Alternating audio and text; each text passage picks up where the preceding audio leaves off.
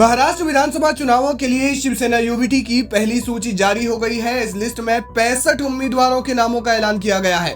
इस सूची में कई दिलचस्प नाम शामिल हैं। लिस्ट में सबसे पहला नाम उन्मेष पाटिल का है, जिन्हें 40 गांव से टिकट दिया गया है। उन्मेष पाटिल पहले बीजेपी में ही थे। भाजपा में रहते हुए वे जलगांव लोकसभा सीट से सांसद भी रह चुके हैं, लेकिन पार्टी ने उन्हें लोकसभा चुनाव में टिकट नहीं दिया। इसके बाद उन्होंने उद्धव ठाकरे से हाथ मिला लिया। लेकिन इस लिस्ट में एक बड़ा ही दिलचस्प नाम है। उद्धव ठाकरे ने महाराष्ट्र के मुख्यमंत्री एकनाथ शिंदे के खिलाफ कोपरी पाचपखाड़ी विधानसभा सीट से केदार दिघे को उम्मीदवार बनाया है।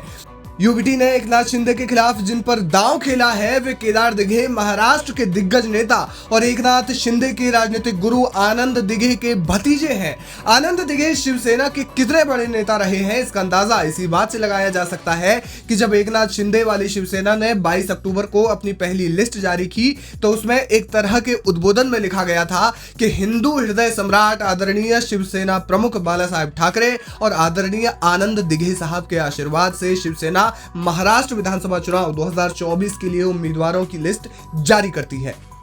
वहीं शिवसेना के हर एक पोस्टर में आनंद दिघे की तस्वीर भी लगाई गई है। दूसरी ओर आनंद दिघे के ही भतीजे केदार दिघे को एकनाथ शिंदे के सामने उतारकर उद्धव ठाकरे ने एक बड़ा दांव खेला है। केदार दिघे वर्तमान में ठाणे जिला इकाई के प्रमुख हैं।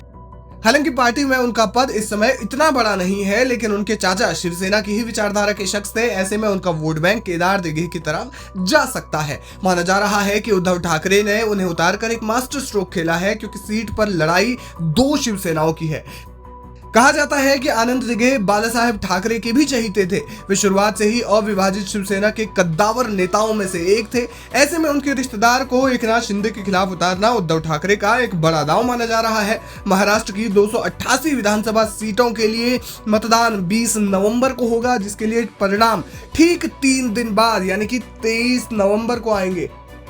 आपको बता दें कि उद्धव ठाकरे ने जिन लोगों को अपनी पहली सूची में जगह दी है उनमें पाचोरा से वैशाली सूर्यवंशी को टिकट दिया गया है। वहीं महकर, जो कि अनुसूचित जाति के लिए रिजर्व सीट है, वहां से सिद्धार्थ खरात को टिकट दिया गया है। बालापुर से नितिन देशमुख को टिकट दिया गया है। अकोला पूर्व से गोपाल दातकर पर दांव खेला गया है। वहीं बडनेरा से सुनील खराटे, रामटेक से विशाल बरबटे और वणी से संजय देरकर समेत कुल 65 उम्मीदवारों पर दांव खेला गया है।